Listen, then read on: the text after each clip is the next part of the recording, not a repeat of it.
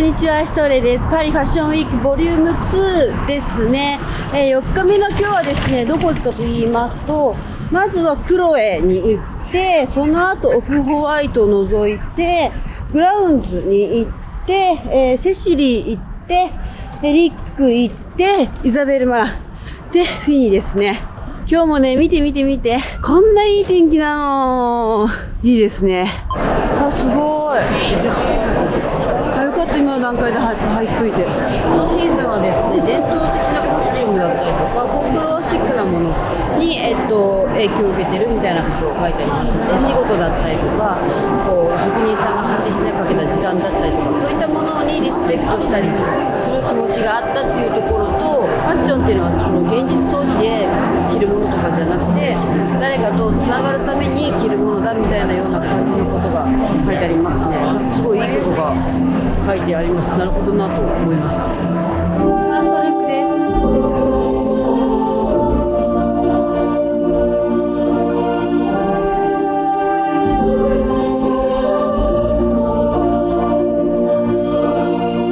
確かにそのフォークロアと昔の民族衣装を混ぜたって言ってる意味わかりますね。あとジャケットがでかい。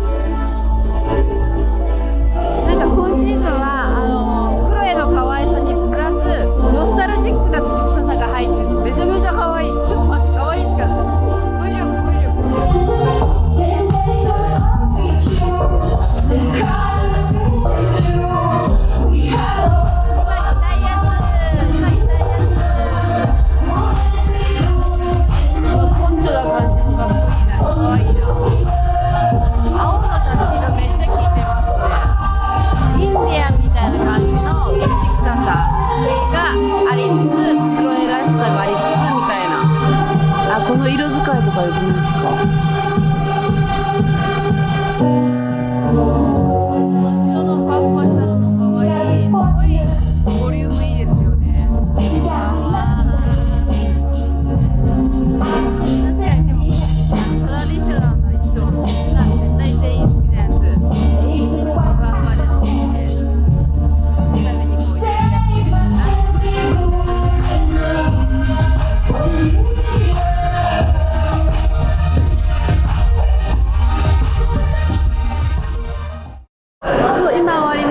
アメリカ南西部みたいな感じのその土臭い感じとそのクロエらしさのこうふわふわした感じが、入り乱ってるのと、あとクラフト感っていうのがあったのが印象的で、ストリートの感覚で言うとカーハットとかすごい流行ってるじゃないですか。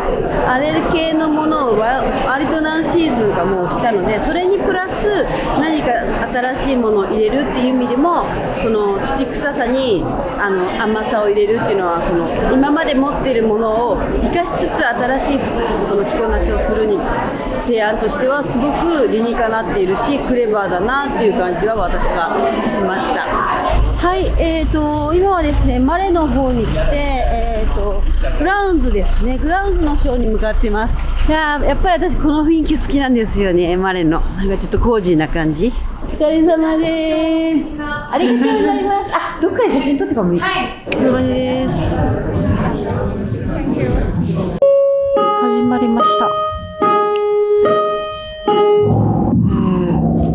なんかちょっとこう前と後ろが前後になって顔も隠れているのはちょっとオカルトチックな感じがしますね。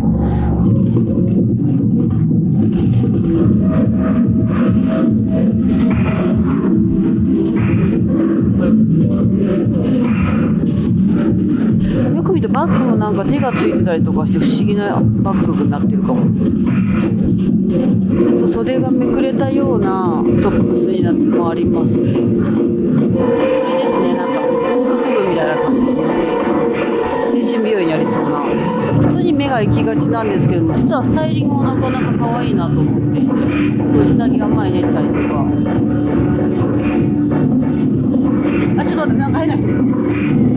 真っ黒クロスケが背高くなったバージョンみたいなのが出てきましたね。これは何？怖い怖い怖い。中入んない。中入れなくなる。あ、入った。怖い。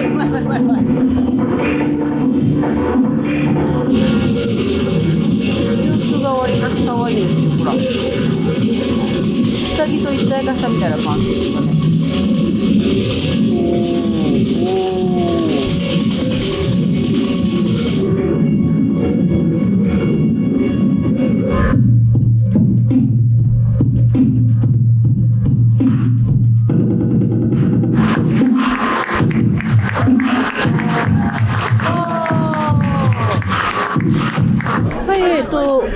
ザクッとスナップ終わったところなんですけども、なんかね、結構面白い人いっぱいいますよ。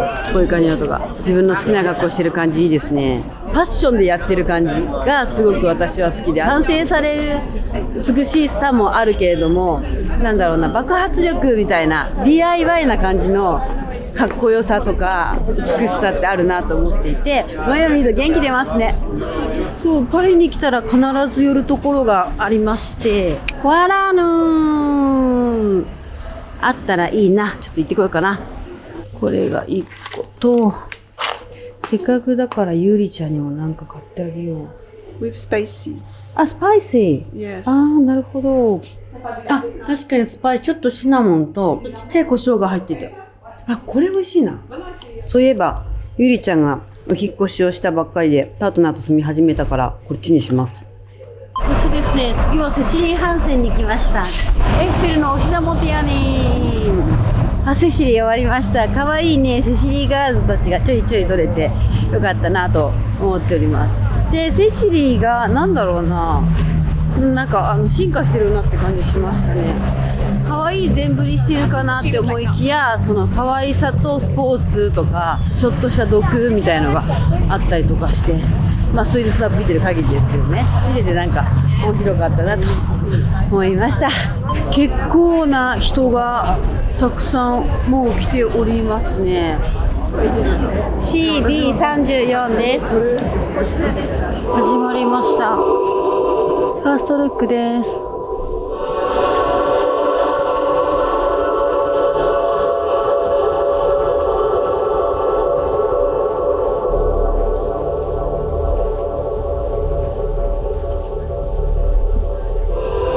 すだれみたいなドレスになります。髪の毛も合わせてすだれみたいな。今回メイクすごいなんか変わってます。これもなんか新鮮。ちょっと日本のかすりみたいな感じというか、ボリュームのファーコートがきますよ。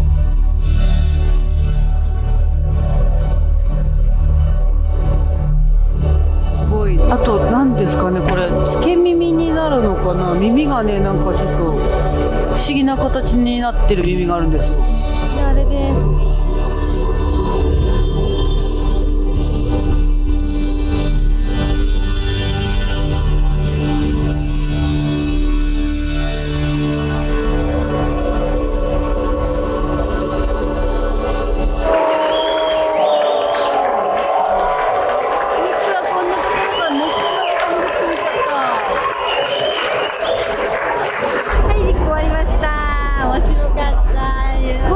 でも私的にはですよ、ショーピースみたいなのもいっぱいあったけど、スタイリングによっては日常使いもできるんじゃないかなって思う感じのアイテムがあったりとかがしたのが印象的でしたね。あとは、プレスリリースというかノート見てたんですけども、日本のビッシュだったっけな、どこだっけなで作ったアイテムもありますよみたいなことも書いてありました。どれだったんだろうなと思いつつなんですけども、そんな感じです。今日は最後のショーですね。イザベル・マナー、同じ会場パレス東京なので待ってみたいと思います。はい、で一回外出たらもうイザベル・マナー始まってんですけど、大変だ。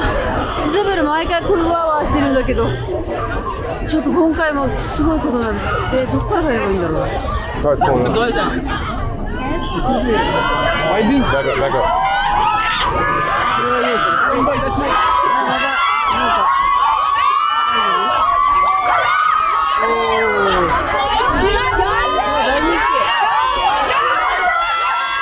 結構人入っ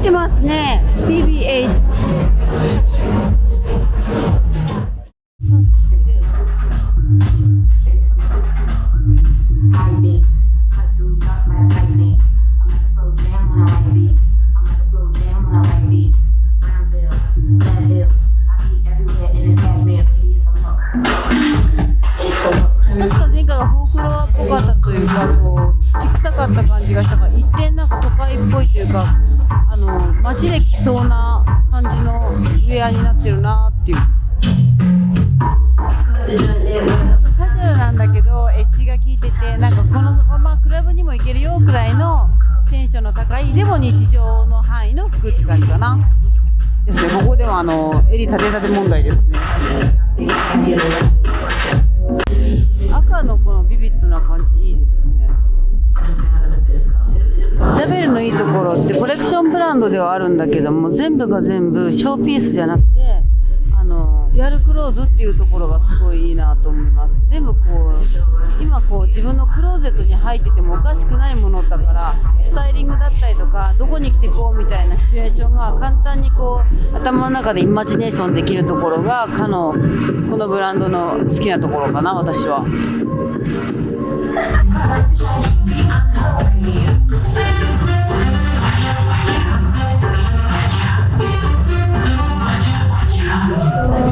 食べ物もありました。面白かった。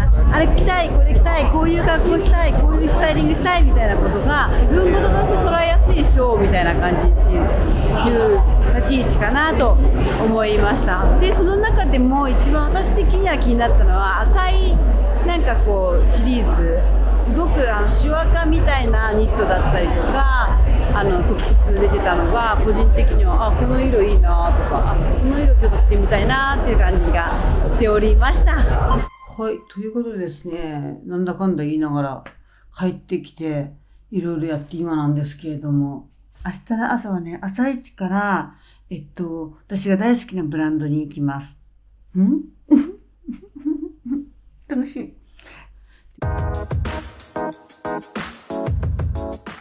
今いるのはですね、ここですね、ロエベの会場になります。インフルエンザになってから、2シーズン目ということで期待も高まっているんですけども、今日の予定はロエベに行った後に一星さんとゆりちゃんと行ってランバンになりどっちかにしようかなって感じですかね。でその後に幼児さんですね、ホテルドビューで毎回のところでやっているっていうところですね。よいしょ。緑とおすごい、でっか、何すごい、あれでっか、すごー、超ロエベじゃん。なんかロエベがチェックになったのか、シグネチャーがチェックになったのか、それとも今日だけなのかちょっとわかんないけど、すごーい。中は黄色の床になっております。なんか動物がいる。わおすごい、なんかカラフル、ビビッとポーなんかいる。犬もいるんですけども、あれでも犬って海の動物じゃないよね。まあいっか。ファーストルックです。床の黄色と同じ下着のドレスをナイロンで作ってる感じですかね。オレンジから黄色のグラデーション、やっぱカラフルなんだな。首の差し色の赤効いてますよね。これね、ストリート撮っててもロエベの人たちがよくしてました。ファーストルックの色違い、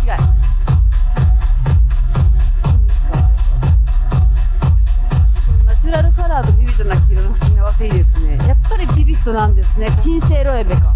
今シーズンは黄色がメインテーマなのかなっていうぐらい黄色が多い気がします。綺麗な紫ゆかりですね。ご飯にかけたらうまいやつ。帽子とタイツで黒に刺すっていうのがいいですね。やってみたい感じです。3個くらい帽子がレイヤードしてる感じです。今週このチェックもいいな。首元見て、どうなってるんですか。とりあえずダウンは取れることは分かった。私はロエベはゲームチェンジャーになるかもしれないですね。ブレンドを作っていく側のブランド、トレンドに追い従していく側ではなく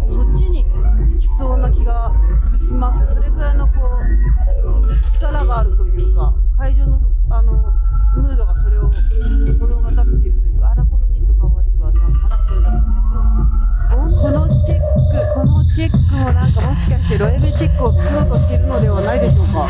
超いいじゃん、超いいじゃん、超いいじゃん。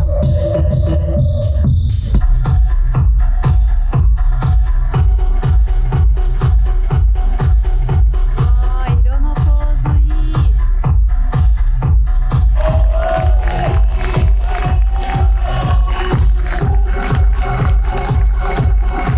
すごかった。いやー、リアルに着たいって思うものもあるし、着こなしとしては楽しいなっていうのもあるし、実験的な服みたいなのもあるし、すごいバランスが良かったなっていうのと、やっぱり色の使い方と柄の使い方でブランドのらしさとかアイデンティティっていうのを新しくこうイメージづけるっていうのはすごいうまいなって思ってて、そして私もすぐなんだっけ、一星さん行かなきゃいけないので、じゃあね、バイバイ。あれ、はい。ファーストルックです。真っ白でなんかチューブトップの陶器みたいなのに似合ってますね。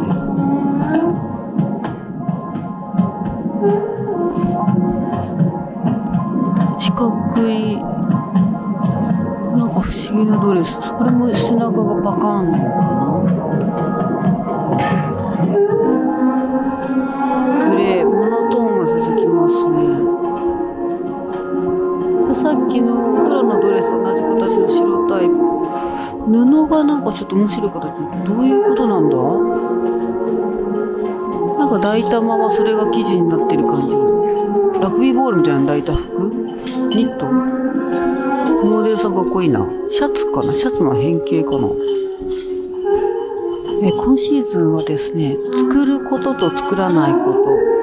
その未確定な関係の中に限りない可能性が潜むっていうのがテーマらしくって、ある空間に一つの石がポツンと置かれますよね。石自体は何も語りかけないんだけども、見る人がその石の存在をこう意識することによって関係性って変わりますよね。例えばその石が何も動かないってことで人は何か感じ取ったりとか勝手に考えたりするじゃないですか。そういうところを指すのかな。だから洋服を見て洋服が自分が何を感じるかっていうのを感じてくださいっていう感じのシーズンなんじゃないかなと個人的には解釈しております。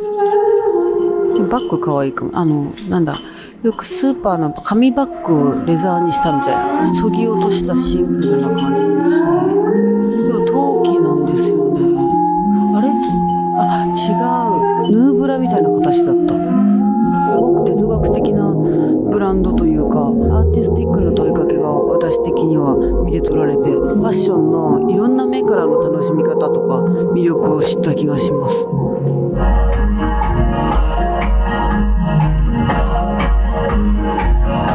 ニスカートかわいい。フィナーレです。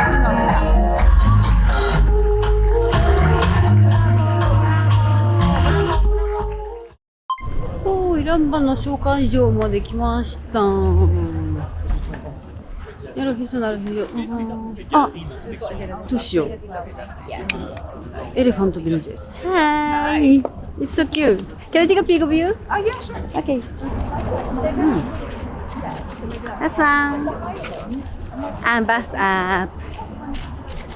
I like your watch. It's Stephen Cook. Oh, cool. Thank you. Thank you. Thank you.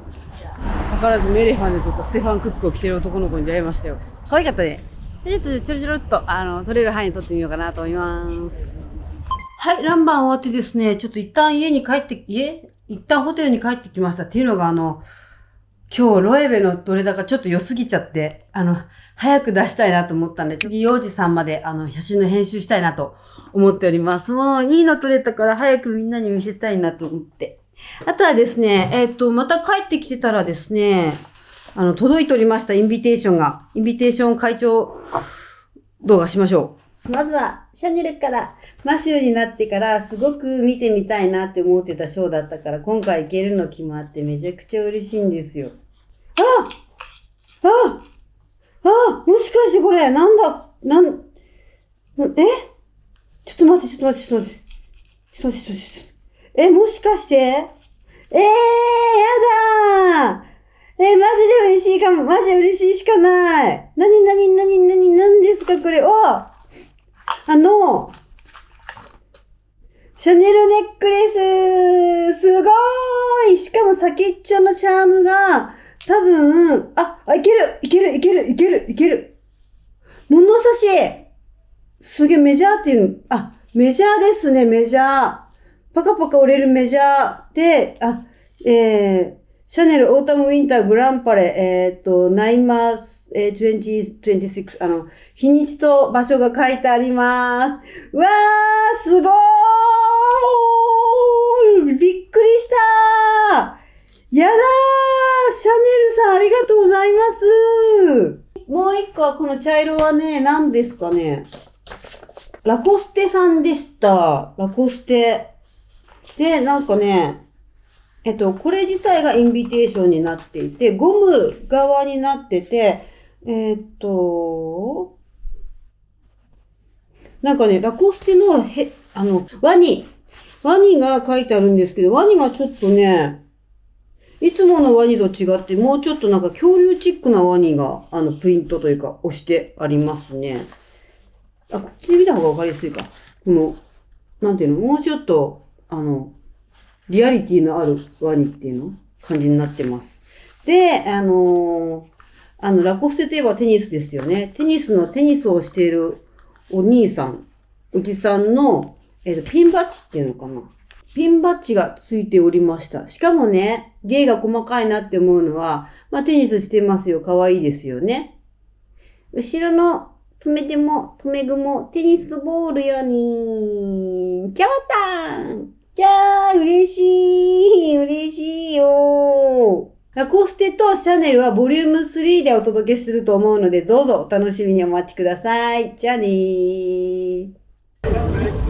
なんか楽しそうに音楽を奏でてるお友達同士がいますけれども、毎回荘厳ですよね。いつ見てもなんか感動しちゃう。今日4時初めてということで、どんな感じでしょう、雰囲気だったりとか。いや、いい意味で、思ってたよりすごいなんか壮大、なんかイメージ的にすごいなんかコンパクトに、プラスなんかすごいもっとシックにやってるイメージがあったんですけど、確かにこんなすごいこの空間、壮大な空間でやられてて、いい意味でイメージと違ってすごく興奮してます。確かにもうちょっとこうファミリー的な感じのねイメージがあったから、じゃあ楽しんでください。エンジョイショーバイ。今回またノートがあるんですけども、何が書いてあるかと言いますと、ヨジ山本は、そこにいることだったりとか、プレゼンテーションを経験することを自分の目で見て、そのスクリーンで見るよりも実際自分の目で見ることをこの応援しますよみたいなことを言ってますね。記録されたものよりではなくて、自分のそのセンスとか感覚で感じたものっていうことを意味するんですけども、そういったものを味わいましょうみたいなことを書いてあります。なのでこうなんですか、この空間をしっかり味わいましょうみたいな、楽しんでくださいみたいなことですかね。ファーストルックです。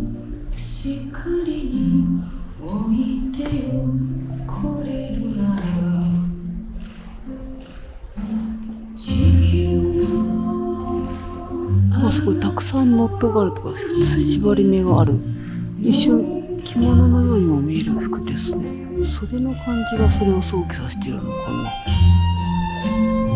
これもノットがたくさん前にぐるぐるぐるってついてる感じ。あと腰に紐が腰がなんかこう帯みたいには見えますね。これもなんかこう着流しの着物みたいに見えませんか？着流しの着物みたいに見えませんか？日本の昔の時代の人が着てた感じの服の再構築みたいに見えますね。一般の人たちの使う生地だったりとかテキスタイルをなんかこうプリミティブに生地をこうなんとなく掛け合わせてるみたいな。着物っぽくやっぱり見えますね。後ろ姿とか着物にマント着てるみたいなイメージが感じますね。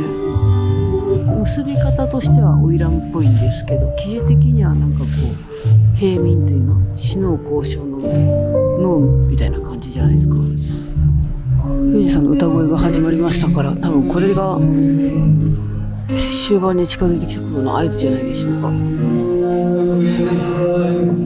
れはもう頭になんか漆の何かが男音がカツカツ聞こえるのがわかるかなと思います。よく見ると足元がですね、見えるかな、下駄なんですよ。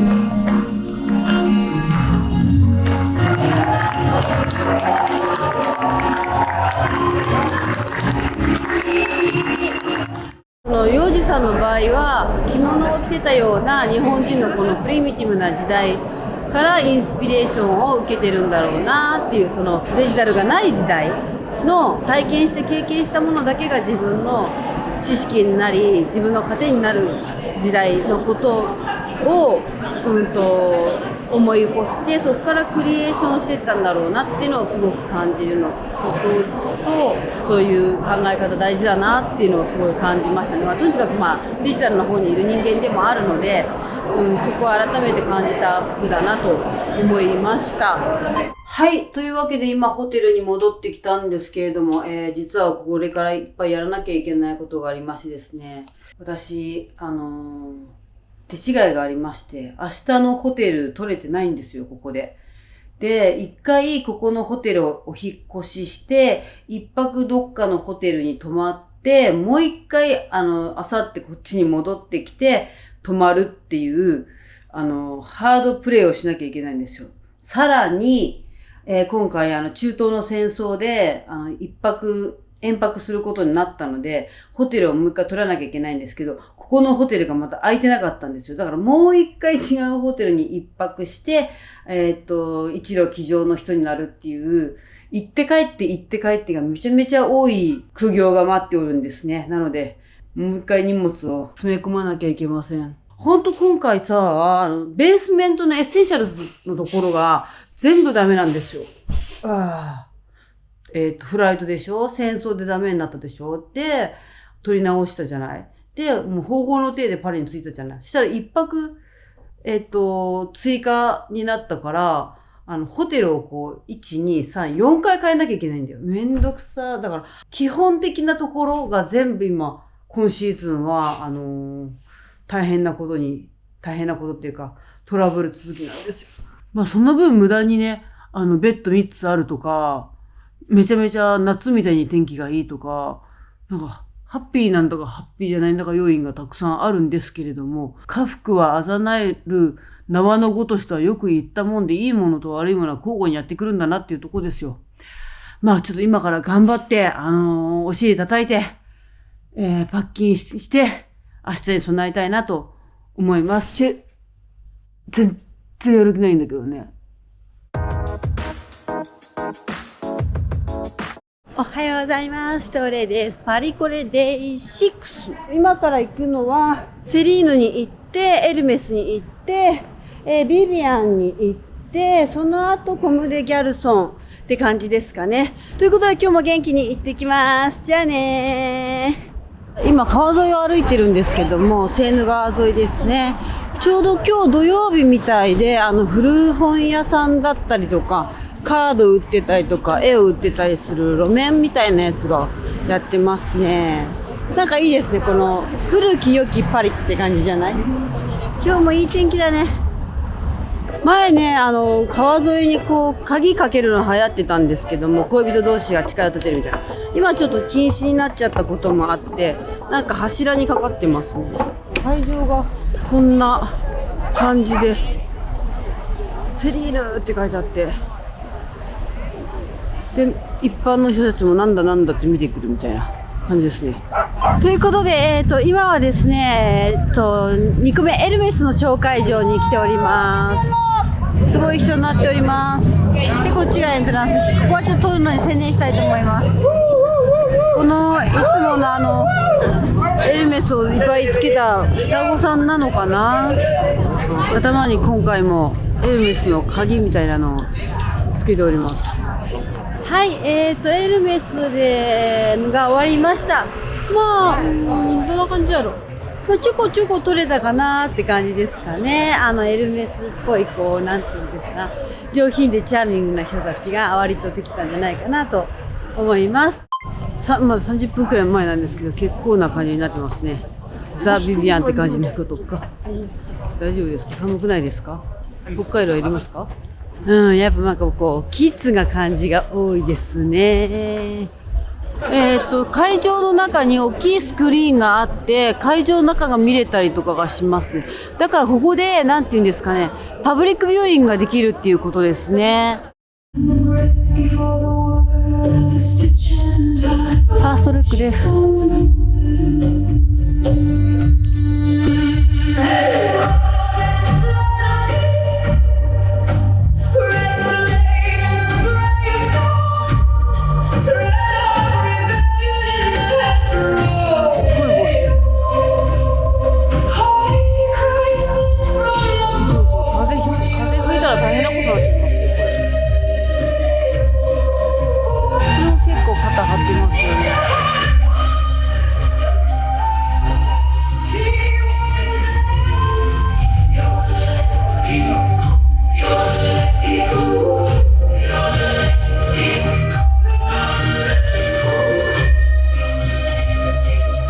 ビビアンのモデルさん、メンツが特にかっこいいんですよね。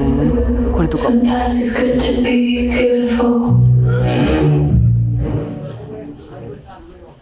ビビアンのショーを見ると、ないなーって思うスタイリングとか、あれって思うスタイリングも、でも見てるうちに、これはこれでありかもしれないって思わせる力があるのか。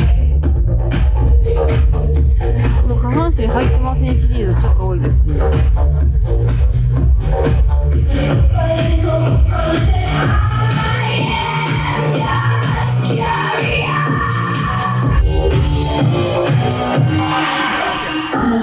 力強いな。めちゃめちゃ力強いですね。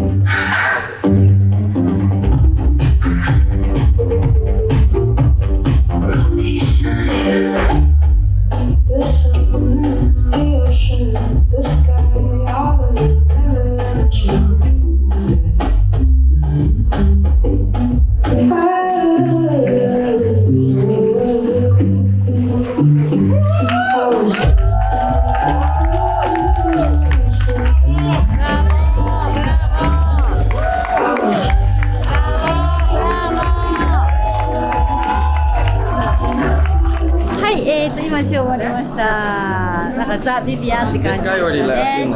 安定と信頼のビビアン節が見て取れたなっていうのと、私思ったんですけど、ガッターベルトとかちょっとあったじゃないですか。あとちょっとしたこう下着チックなものっていうのかな、あれって思うんだけど、ビビアン・ウエストのランジェリーラインとか出ないのかな。なんかランジェリー好き界隈にある程度一定の層のこうファンが見込めそうな気が私的にはするんですけど、ビビアンってフェティッシュなとことかあるじゃないですか。そういうところと下着って割と相性いいんじゃないかなって勝手にこうビジネスモデルを一人で構想しておりました。はい、今日最後のメニューはですね、コムデ・ギャルソンですね。A little closer, okay? Nice. 綺麗。More. Thank you so much. 一夜だけの関係を持つホテルがこちらになります。なんかすごいムーディー。私なんでこんなにこう思ったんだろう。ボンソワ。一夜限りの部屋ですけども、割といい部屋当ててもらいましたね。ベッドもキングくらいあるし、なんか今回のパリ私すごいベッドにだけはアホほど恵まれておりませんか？で、シャワーだけど1日だからいいか。水回りも割と綺麗で。良いじゃないですか。はい、パリファッションウィークボリューム2、こんな感じでした。皆さんいかがだったでしょうか。ストリートスナップが面白いのはもちろんなんだけども、ショーに対する見方っていうのが、一段深い角層で見れるようになったなっていうのがすごい大きな収穫でした。ノートを反映したクリエーションってこういうことなのかなみたいな照らし合わせを自分の中で推測したりとか想像したりとか考え方を広げて見ていくっていうことで幅広い視点で見れるようになったなっていう。今まではなんとなく自分の主観で可愛いな、素敵だな、これ好きだなみたいなところで見てたんですけども、それはもちろんすごくまだ自分では持っている視点ではあるし、大事なものだとは思っているんだけれども、つまりそれは消費者視点っていうところでね。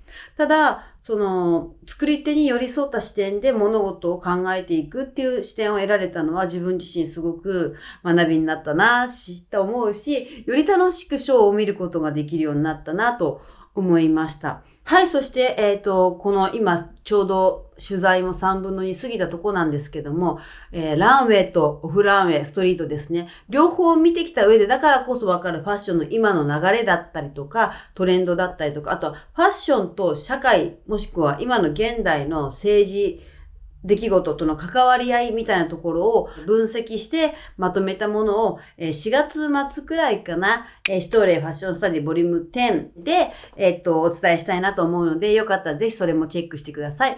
気になる方はシュトーレイファッションスタディで調べてもらうと出てくるんじゃないかなと思います。ぜひこちらも渾身のものになっているので、ファッション好きな方だったりとか、ファッションをなりわいにしている方は、自分の視点を広げる上で、ぜひ見てもらえたらなと思います。視点が広がってね、ファッションを見るとね、めちゃめちゃ面白いですよ。それではまた次回の動画でお会いしましょう。じゃあねー。